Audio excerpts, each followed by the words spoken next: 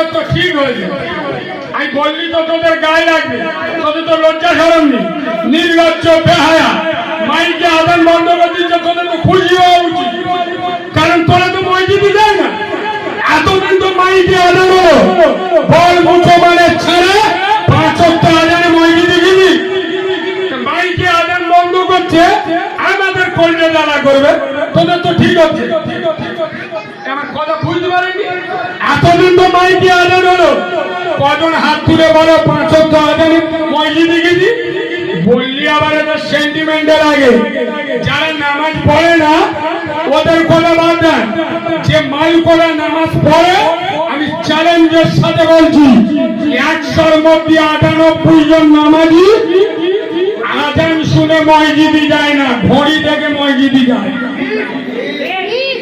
এ করি কটা বাজে? মানে 7:50। একটা বিড়ি দে, বিড়ি দে। মানে জামাত কটা? কথা বলে না কেন? জামাত কটা?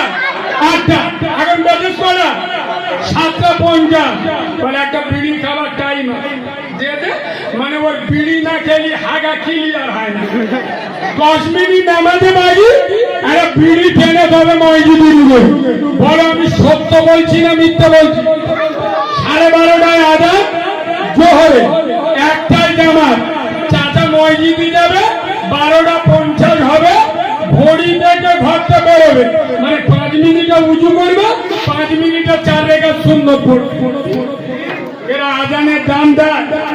আল্লাহ বলেছে আমি যখন ডাকবো আজান শুনে মসজিদে আসবি, আর মোল্লারা ঘড়ি দেখে মসজিদে যাবে।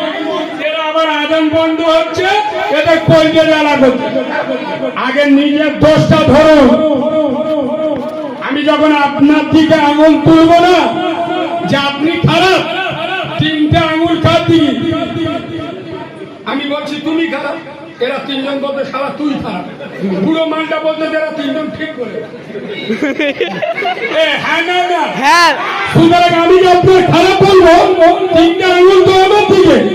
অন্য জাতি অন্য দলের দোষ কোনো লাভ আছে? শোনো